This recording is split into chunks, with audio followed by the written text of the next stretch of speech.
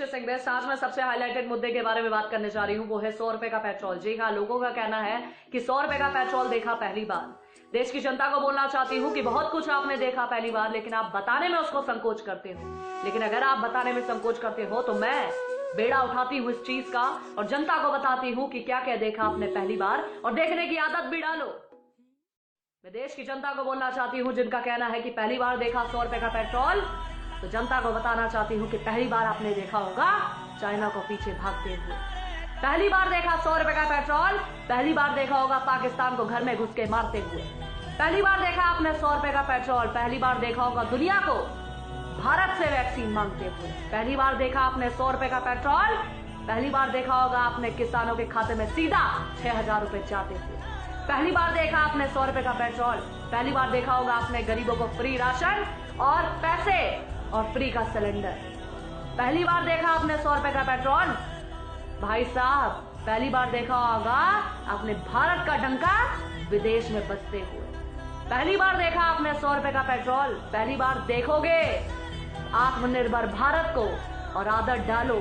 और देश की जनता से बोलना चाहती हूँ जिनको 100 रुपए का पेट्रोल दिखता है, एक महीने में ज्यादा से ज्यादा कितना पेट्रोल भरवाओगे? 3 से 4 बार।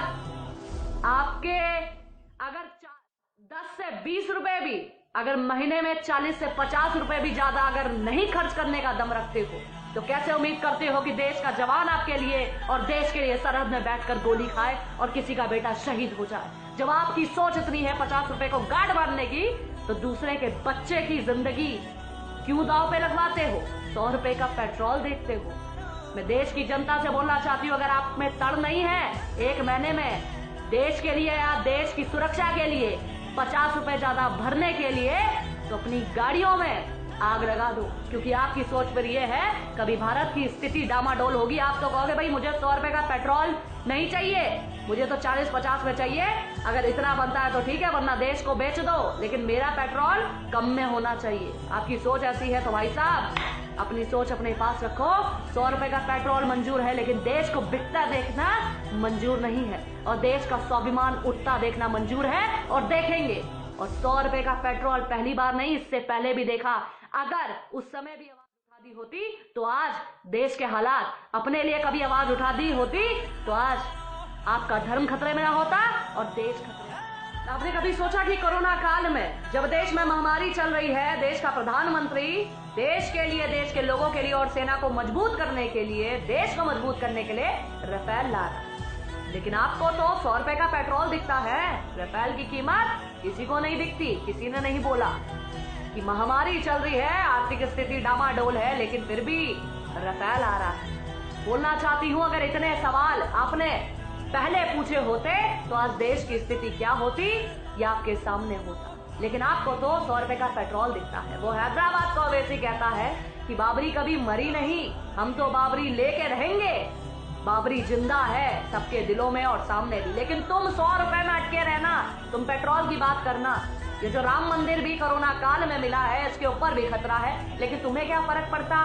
तुम्हें तो 100 रुपए का पेट्रोल के बारे में बात करोगे ना।